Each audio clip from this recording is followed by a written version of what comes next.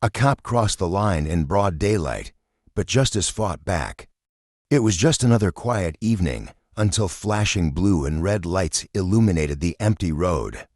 16-year-old Mikayla Dawson felt her heart pound as she gripped the steering wheel. She knew she had done nothing wrong. Her father had taught her well, be polite, keep your hands visible, don't give them a reason. She rolled down the window as Officer Janine Coldwell approached, the sharp click of her boots echoing in the silence. "License and registration," Janine demanded, skipping any greeting.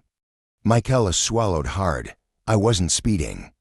"I didn't ask for a debate," Janine snapped, her eyes cold.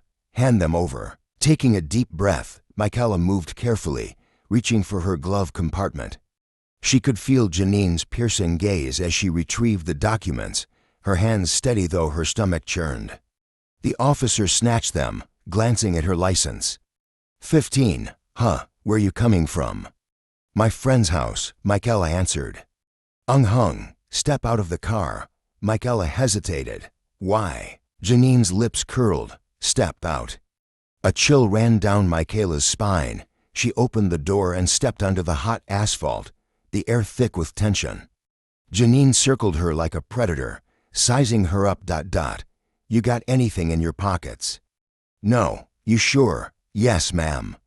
Janine smirked, unconvinced. "Turn around." Mikayla obeyed, biting her lip as Janine patted her down. "Nothing." The officer exhaled through her nose, disappointed. "What's in the car?" "My backpack. My phone." "Some gum, that's it." Janine peered inside, shining her flashlight along the seats. Then her eyes landed on Mikayla's thick curls, loosely pulled back. "You carrying anything in your hair?" Mikayla's stomach twisted. "What?" Janine tilted her head. "That's a lot of hair." Mikayla took a step back. "It's just my hair." "Wrong move." "Turn around." "No."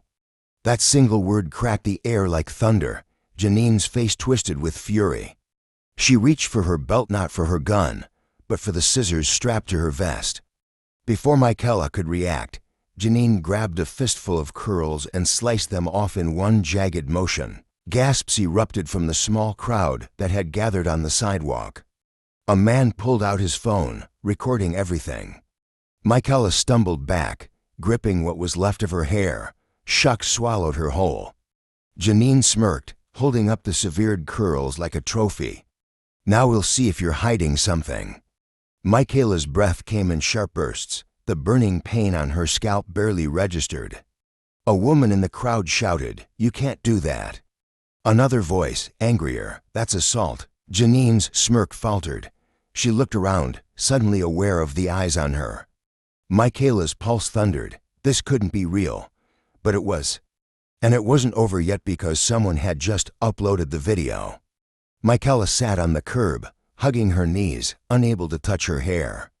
The weight of what had been hers, her curls, her identity was gone, ripped away by an officer who had smiled as she did it. A woman knelt beside her.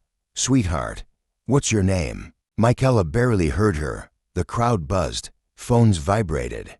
Someone cursed under their breath. A teenage boy, no older than 17, stared at his phone in disbelief.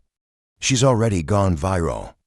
Notifications chimed in rapid succession. The video was spreading. Janine must have heard it too, because her shoulders went rigid. She scanned the crowd, but most weren't watching her anymore. They were watching their screens. "Sweetheart," the woman said again, firmer this time. "Do you have someone you can call?" Mikayla swallowed hard. "My dad."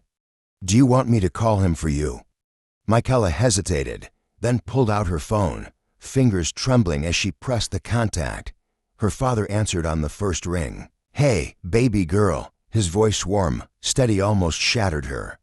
She couldn't speak. "Mikayla." His tone sharpened, alert, concerned. The woman took the phone. "Sir, my name is Tasha Simmons. I'm here with your daughter. You need to come to Martin Luther King Drive in Jefferson. Right now." A pause, then a question laced with quiet fury. "What happened to my daughter?" Tasha's jaw tightened. She looked at Mikayla, then at the severed curls on the pavement. When she spoke, her voice was ice. She was assaulted by a police officer. Silence. Then, I'm on my way. 15 minutes. That's all it took. The screech of tires shattered the thick tension. A sleek, dark SUV came to an abrupt stop. The door swung open before the car had fully settled, and then he stepped out. Dominic Warren. Even if people didn't recognize him on sight, the way the crowd parted spoke volumes. This wasn't just any father. This was Dominic Warren, a name that carried weight. 6'3", broad shoulders, a sharp suit that said he had walked out of a courtroom hours ago. His presence alone sent a chill through the air. Janine saw him, and for the first time, she hesitated. "Baby," Dominic's voice softened as he crouched in front of Mikayla, scanning her face. His hands found hers, strong and grounding. "Are you okay?" Mikayla opened her mouth, but no sound came out. She had held it together until now. But suddenly, the weight of it all, the humiliation, the rage pressed against her ribs. Tears welled. Dominic's jaw flexed. His grip tightened slightly, like he was absorbing her pain and turning it into something dangerous. Then his eyes met Janine's, deadly calm. "What's your badge number?" Janine lifted her chin, trying to hold her ground. "This is an active investigation." Wrong answer. Because at that exact moment, 2 more police cars pulled up. A black man in a crisp lieutenant's uniform stepped out, eyes locking onto Dominic before flicking to Janine.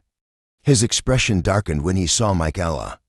"Officer Coldwell," his voice was tight. "What the hell happened here?" Janine started to speak, but Dominic cut in. "I'll tell you what happened." He stood to his full height.